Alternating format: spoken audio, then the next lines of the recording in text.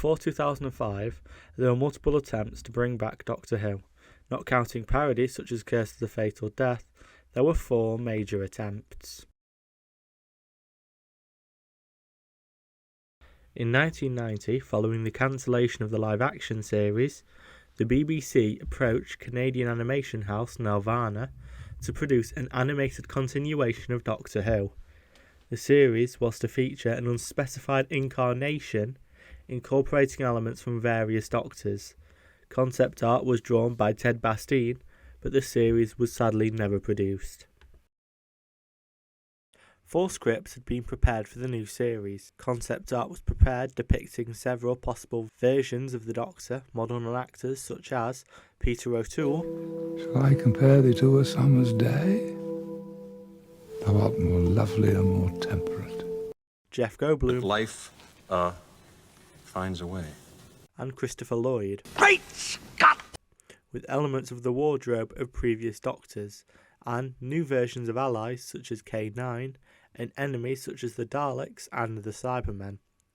The Master was to be a half-human, half-robot with a cybernetic bird accessory, and the face was modelled on Sean Connery. Bond. James Bond. The show was also to feature space battles, which the BBC would not have been able to afford for the live-action series.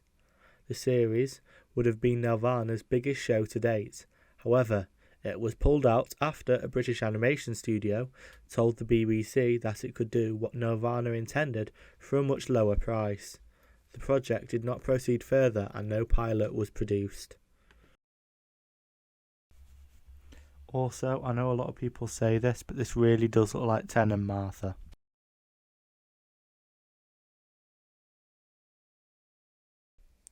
The next attempt was going to be made by the Americans. The plan for the series was laid out in a document called the Leakley Bible. The primary feature of the Bible was the Chronicles of Doctor Who, a short story written by Leakley himself. The Bible also contained a biography of the rebooted Doctor as written by his grandfather and companion, Borusa. The narrative served as an overview of Leakley's rebooted universe. The Leakley Bible includes departures from classic lore, such as the Doctor and the Master being brothers, the Doctor only stealing the TARDIS in his 8th incarnation, and the Doctor being half-human, which would form the spine of the TV series. In the new series, the Daleks would have been redesigned. The American design is often referred to as the Spider Dalek, as it features a massive departure from the original design. The series was also going to reinvent the Cybermen. Instead of the cold, technical originals, these were going to be called Sibs. The Sibs were going to be space pirates. Yes, seriously. Pauline! Pauline! This new American series would have been made up of remakes of classic Doctor Who stories. These stories would have been The Pirates, The Talents of Weng-Chiang, Earthshock, The Horror of Fang Rock, The Celestial Toymaker, Don't Shoot I'm the Doctor, Tomb of the Sibs, The Yeti, and The Ark in Space. A number of story ideas were written by Leakley, but not included in the final draft of the Bible. The Bible was rounded off by a series of full-colour illustrations of visuals from the series. Phase after the Bible was written, Leakley began scripting episodes based on The Adventures on a Strange World, in earnest including Don't Shoot I'm the Doctor, as well as the intended pilot Father and Brothers. However, after his ideas were met with poor reception due to being considered too serious, Leakley was removed from the project in September 1994.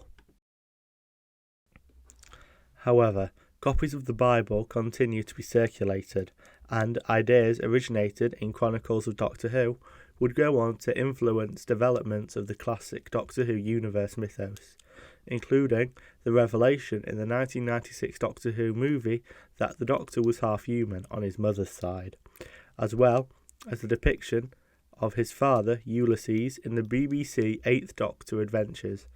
Finally, in 2000, the full text of Chronicles of Doctor Who was officially released to the public in the one-off book Doctor Who Regeneration.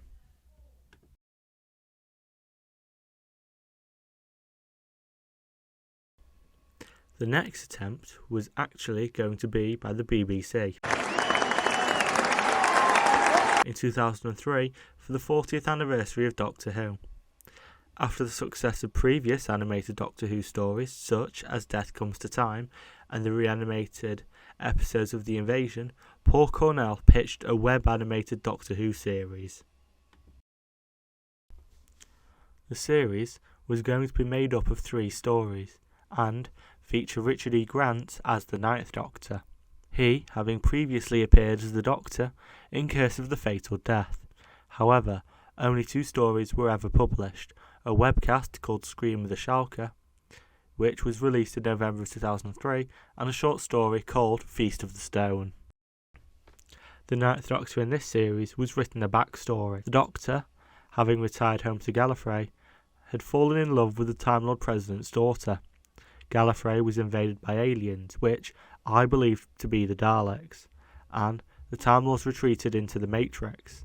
The Doctor, having to try to destroy the alien invaders, had bargained with the life of the one he loved, and she was killed. The Master helped defeat the aliens, but at the cost of his physical body. The Doctor built the Master a physical form, and the Time Lords, now trapped in the Matrix, would send the Doctor and the Master on missions. And this backstory seems pretty similar to the Time War, which was introduced by Russell T Davies. The 2 other stories of the series would have been Blood of the Robots. The story would be set on a planet made of scrapped robots, and the surviving robots would have built a new society on the planet, but something sinister is going on. We don't know what the final story would have been. It was never properly decided, but there were multiple pitched ideas. Paul Cornell pitched a story called The Mask of the Mascar. The story would go on to appear in the 2006 Doctor Who Annual, but would have no connection to the Shalka universe. The other pitched idea was called The Kingmaker, written by Jonathan Clement. The series was fully intended to be canon, but sadly, once the BBC announced Russell T Davies was bringing back Doctor Who, this universe immediately became non-canon or unbound.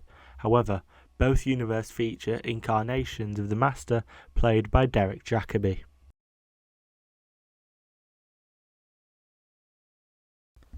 So, in 2005, Doctor Who came back with Christopher Eccleston as the canon Ninth Doctor. However, he was not the first choice that Russell T Davies had. Russell originally wanted Hugh Grant as his Ninth Doctor, but Hugh Grant turned the role down, which he apparently regretted. Other actors considered were Richard E. Grant, which probably would have continued the Shalka universe, and Bill Nighy, who went on to appear in the story Vincent and the Doctor. So, this is the last video of 2022. I'm having some time off, obviously, Christmas Eve, Christmas Day, and then I'll be back in the new year with some more videos. Incidentally, a happy Christmas to all of you at home.